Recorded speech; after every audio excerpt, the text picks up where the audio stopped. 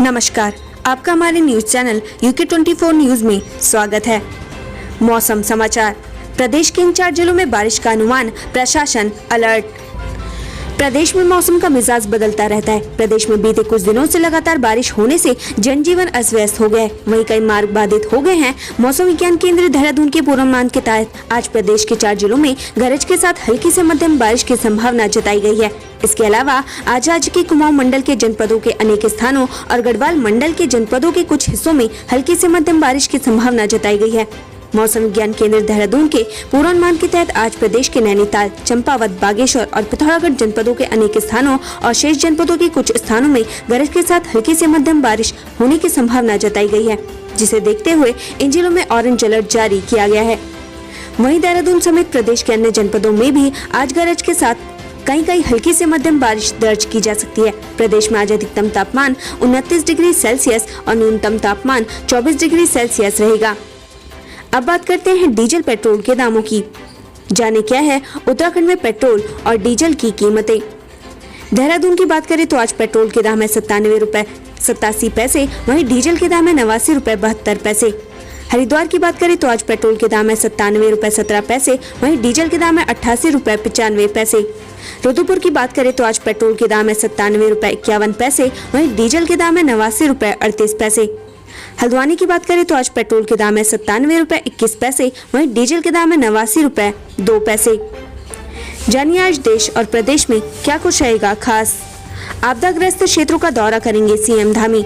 मुख्यमंत्री पुष्कर सिंह धामी आज आपदा प्रभावित क्षेत्रों का दौरा करेंगे। साथ ही लोगों तक कैसे जल्द से जल्द राहत पहुंचाया जा सके, इसको लेकर अधिकारियों को आवश्यक दिशा निर्देश देंगे। आरएसएस से जुड़े नेता थामेंगे हाथ। वरिष्ठ राज्य आंदोलनकारी और राष्ट्रीय स्वयंसेवक संघ पृष्ठभूमि के बड़े नेता कांग्रेस की पार्टी की विधिवत सदस्यता ग्रहण करेंगे। उनके साथ प्रदेश भर के कई समर्थक भी कांग्रेस के कुनबे में शामिल होंगे। राष्ट्रपति करेंगे रामायण कॉन्क्लेव का शुभारंभ। अयोध्या में राष्ट्रपति रामनाथ कोविंद रामायण कॉन्क्लेव का शुभारंभ करेंगे। राष्ट्रपति की आगवानी के लिए संस्कृति विभाग ने अयोध्या में 4 स्थानों पर कलाकारों की प्रस्तुति तैयार की है। आज से अयोध्या से शुरू होने वाला रामायण कॉन्क्लेव 16 शहरों अयोध्या, गोरखपुर, बलिया, वाराणसी, विंध्याचल, चित्रकूट, श्रृंगवेरपुर, बिठूर, ललितपुर, गढ़मुक्तेश्वर, बिजनौर, गाजियाबाद, बरेली, सहारनपुर, मथुरा और लखनऊ में आयोजित किया जा रहा है। राष्ट्रीय खेल दिवस।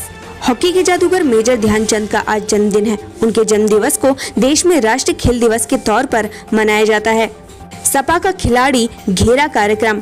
समाजवादी पार्टी ने राष्ट्रीय खेल दिवस के अवसर पर 29 अगस्त यानी आज पूरे उत्तर प्रदेश में खिलाड़ी घेरा कार्यक्रम के आयोजन का ऐलान किया है। समाजवादी पार्टी खिलाड़ियों की प्रतिभा व उनके हित के लिए एसडी इंटर कॉलेज के मैदान में सुबह 10 बजे समाजवादी खिलाड़ी घेरा कार्यक्रम आयोजित करेगी।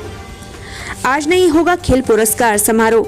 हर साल 29 अगस्त को आयोजित होने वाला राष्ट्रीय खेल पुरस्कार समारोह इस साल देर में कराया जाएगा, क्योंकि सरकार चाहती है कि चयन पैनल टोक्यो पैरालंपिक में भाग लेने वाले पैरा खिलाड़ियों के प्रदर्शन को भी इनमें शामिल करे। पैरालंपिक खेलों का आयोजन टोक्यो में 24 अगस्त से 5 सितंबर तक होगा। लोक पर्व सातु आठू। कोरोना संकट के बीच कुमाऊं में सातु आठू पर्व आज और कल मनाया जाएगा। इस पर्व में शिव पार्वती की उपासना का विशेष महत्व माना जाता है, जिसे लेकर लोगों में खासा उत्साह देखने को मिल रहा है। लेकिन लोगों को कोरोना की वजह से सोशल डिस्टेंसिंग का भी पालन करना होगा। Fit India mobile app launch. Fit India movement की दूसरी वर्षगांठ पर खेल मंत्री Anurag Singh Thakur fit India movement application launch करेंगे। यह कार्यक्रम दिल्ली के मेजर ध्यानचंद नेशनल स्टेडियम में आयोजित किया जाएगा। भारतीय हॉकी टीम के कप्तान मनप्रीत सिंह, पहलवान संग्राम सिंह वर्चुअल माध्यम से कार्यक्रम में हिस्सा लेंगे। गजब, देवस्थानम बोर्ड को सीएम का नाम नहीं पता, नए सीएस की जानकारी तक नहीं। उत्तराखंड में अधिकारी कितने लापरवाह हैं, इसका एक उदाहरण उत्तराखंड 4 धाम देवस्थानम बोर्ड की वेबसाइट पर देखने को मिल सकता है। मुख्यमंत्री बदलने के बाद अधिकारियों ने देवस्थानम बोर्ड की वेबसाइट पर फोटो तो नए सीएम पुष्कर सिंह धामी की लगा दी, लेकिन फोटो ने नीचे नाम त्रिवेंद्र सिंह रावत का लिखा है, जबकि त्रिवेंद्र सिंह रावत के बाद तीरथ सिंह रावत भी सीएम बन चुके हैं और उसके बाद ही पुष्कर सिंह धामी सीएम बने। अगले 24 घंटे में उत्तराखंड में भारी बारिश, मध्य पश्चिम भारत में लौटेगी रिमझिम फुहारे। IMD मध्य और पश्चिम भारत में बारिश में कमी के बाद 29 अगस्त से फिर से इसकी गतिविधियां तेज होने के आसार हैं। यह जानकारी मौसम विज्ञान विभाग ने दी है। दक्षिण प्रायद्वीप में 30 अगस्त तक वर्षा में तेजी होने लगेगी। इसके बाद बारिश कम होने की संभावना है। अगले 4 से 5 दिनों तक पश्चिम मध्य बंगाल की खाड़ी से लगते उत्तर पश्चिम भारत में कम दबाव का क्षेत्र बनेगा। मौसम विभाग ने कहा है कि उत्तराखंड के कुछ स्थानों पर अगले 24 घंटे में भारी बारिश हो सकती है, जबकि कुछ स्थानों पर अगले 5 दिनों तक अच्छी बारिश होने की संभावना है। उत्तर पश्चिम भारत में हल्की से मध्यम दर्जे की बारिश 28 अगस्त से 31 अगस्त के बीच होगी। IMD ने कहा है कि ओडिशा, आंध्र प्रदेश, छत्तीसगढ़, मध्य प्रदेश में 28 अगस्त से 1 सितंबर के बीच कुछ स्थानों पर भारी बारिश होगी, तो कुछ स्थानों पर मध्यम दर्जे की बारिश हो। उत्तर पूर्व भारत में अगले 24 घंटे में मध्यम दर्जे से भारी बारिश होगी और फिर उसके बाद बारिश में गिरावट आएगी। टिहरी में खाई में गिरी कार, 2 लोगों की मौत। जिले के घनसाली के तहसील बालगंगा के राजस्व क्षेत्र तुंगाड़ा के अंतर्गत गोना सरकंडा ग्रामीण मोटर मार्ग पर नागेश्वर सौड़ के पास एक ऑल्टो सड़क से नीचे खाई में गिर गई। हादसे में 2 लोगों की मौत हो गई। पुलिस के मुताबिक मृतकों की पहचान विजेंद्र सिंह पुत्र जबर सिंह उम्र 45 वर्ष ग्राम सरकंडा और बालगंगा विसन सिंह पुत्र श्रीराम उम्र 54 वर्ष के रूप में हुई है। लद्दाख में सैनिकों से मिले केंद्रीय रक्षा राज्य मंत्री अजय भट्ट ऑपरेशनल तैयारियों का लिया जायजा। केंद्रीय राज्य मंत्री अजय भट्ट शनिवार लद्दाख और कारगिल के दौरे पर हैं। इस दौरान उन्होंने बॉर्डर पर तैनात सैनिकों से मुलाकात की और सीमा की सुरक्षा व्यवस्था का जायजा लिया। लेह पहुंचने पर सेना के lieutenant general PGK Menon, general officer commanding और फायर एंड फ्यूरी कोर ने उनका स्वागत किया। उत्तराखंड के करदाताओं को नहीं मिलेगा इस योजना का लाभ, कृषि मंत्री ने लिया बड़ा फैसला। उत्तराखंड में योजनाओं का लाभ सक्षम लोगों द्वारा लिए जाने की स्थिति को देखते हुए कृषि मंत्री सुबोध उनियाल ने बड़ा फैसला लिया है। उन्होंने सदन में साफ किया कि कृषि और उद्यान की योजनाओं का लाभ केवल उन्हीं लोगों को दिया जाएगा जो जरूरतमंद है। ऐसे में 10 लाख तक की योजनाओं को अब उन्हीं लोगों को देने की शुरुआत की है जो इसके हकदार हैं।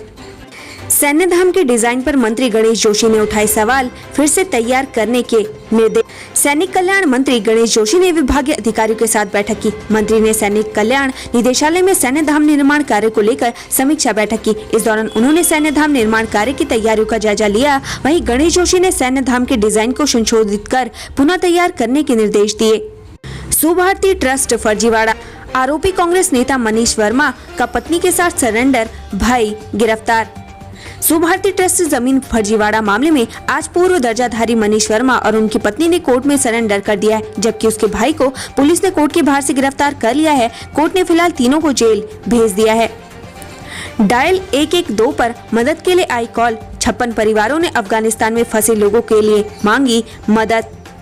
पुलिस हेल्पलाइन डायल 112 के जरिए लगातार अफगानिस्तान में फंसे उत्तराखंडियों को वापस लाने की दिशा में काम कर रहा है। अब तक अफगानिस्तान में फंसे 56 पीड़ित परिवारों की मदद के लिए इस नंबर पर फोन कॉल आ चुके हैं। उत्तरकाशी की बेटी अनामिका ने बनाए कीर्तिमान, यूरोप की सबसे ऊंची चोटी एल्ब्रुस किया फतेह। उत्तरकाशी के बरसाली गांव की 22 वर्षीय अनामिका बिष्ट ने यूरोप की सबसे ऊंची चोटी माउंट एल्ब्रुस का सफल आरोहण कर नया कीर्तिमान हासिल किया है। अनामिका माउंट एल्ब्रुस का सफल आरोहण करने वाली उत्तरकाशी की पहली महिला पर्वतारोही बन गई हैं। रिश्ते शर्मसार, भतीजे ने विधवा चाची की इज्जत भी लूटी और पैसा भी हड़प।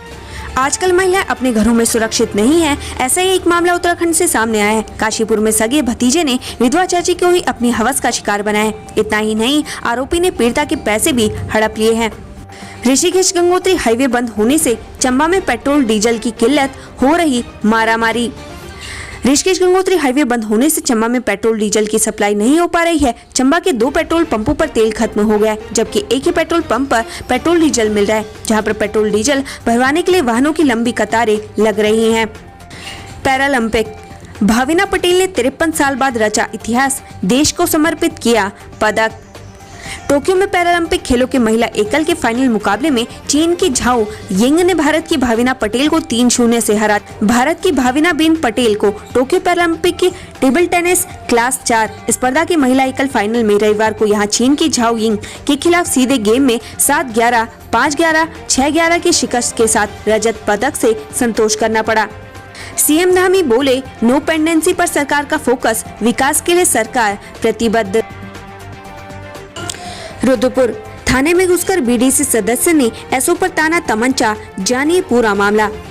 नानक मत्ता थाना प्रभारी पर क्षेत्र पंचायत सदस्य ने थाने के ही अंदर तमंचा तान दिया। जिसके बाद क्षेत्र पंचायत सदस्य पुलिस ने हिरासत में ले लिया। आरोपी के पास से पुलिस को 315 बोर का एक तमंचा और 3 जिंदा कारतूस बरामद हुए। वहीं प्रभारी एसओ नवीन बुदनी की तहरीर पर आरोपी के खिलाफ धारा 186, 332, 353, 504, 506 IPC व 7 CRLA एक्ट व 25 ख व ग एक्ट के तहत मुकदमा दर्ज कर लिया गया है।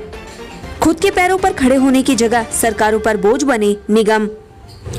नए राज्य बनने के बाद उत्तराखंड को स्वायत्त संस्थाओं से काफी उम्मीदें थी। नए राज्य बनने के बाद उत्तराखंड को स्वायत्त संस्थाओं से काफी उम्मीदें थी। उम्मीद की जा रही थी कि ये संस्थाएं लोगों को रोजगार देने के साथ ही सरकार को बड़ा राजस्व भी देंगे, जिससे प्रदेश में विकास दर बढ़ेगी और उत्तराखंड विकास के नए आयाम छुएगा। लेकिन वक्त के साथ ये सपना टूटता चला गया। ये निगम कर्ज में डूबते चले गए और राज्य सरकार पर बोझ बन गए। खर्च में फिसड्डी। बारिश बाढ़ में उत्तराखंड का आपदा प्रबंधन विभाग भी डूबा। फंड खर्च करने में फिसड्डी। भारत सरकार ने वित्तीय वर्ष 2020-21 में राज्य आपदा मद के तहत राज्य सरकार को 937 करोड़ रुपए की धनराशि उपलब्ध कराई थी, मगर राज्य सरकार ने अभी तक मात्र 263.68 करोड़ रुपए की धनराशि जिलों को आवंटित की है, जिससे कई सवाल खड़े हो रहे हैं। कुंभ कोरोना फर्जीवाड़ा। एसआईटी ने कोर्ट से लिया गैर जमानती वारंट, दोषों पर कसेगा सिकंजा। महाकुंभ के दौरान कोरोना जांच के नाम पर हुए घोटाले के आरोपियों के खिलाफ एसआईटी ने CJM कोर्ट से गैर जमानती वारंट ले लिया है। एसआईटी टीम ने मुकदमे में Max corporate services partner Sharad Pant और उसकी पत्नी मल्लिका पंत के अलावा lab Nalwa laboratories private limited Hisar Haryana के डॉक्टर नवतेज नलवा को मुकदमे में नामजद किया था। एसआईटी की ओर से विवेचनाधिकारी अमरजीत सिंह ने शरद पंत और उसकी पत्नी मल्लिका पंत के अलावा डॉक्टर नवतेज नलवा के खिलाफ गैर जमानती वारंट कोर्ट से लिया है। आरोपी की तलाश में एसआईटी की टीम दिल्ली और हरियाणा के लिए निकल चुकी है। बता दें कि मामले में पुलिस आरोपित फर्म और संचालकों को आमने सामने बैठाकर कई बार पूछताछ कर चुकी है। लगभग 1 महीने तक एसआईटी ने पूछताछ की थी। एसआईटी ने आरोपियों की गिरफ्तारी के लिए घेराबंदी शुरू कर दी है। सीएम धामी के खिलाफ मुकदमा दर्ज करवाने पहुंचे आप कार्यकर्ता, जाने वजह। आम आदमी पार्टी और भाजपा के बीच पोस्टर विवाद गहराता जा रहा है। अब विद्युत पोलों पर लगे मुख्यमंत्री के पोस्टरों को आधार बनाते हुए आम आदमी पार्टी के नेता नेहरू कॉलोनी थाने में पहुंचे हैं। आप नेताओं ने मुख्यमंत्री के खिलाफ शिकायत दर्ज किए जाने की मांग की है। उत्तराखंड से संबंधित ऐसी खबरें पाने के लिए हमारे चैनल को लाइक व सब्सक्राइब जरूर करें। धन्यवाद।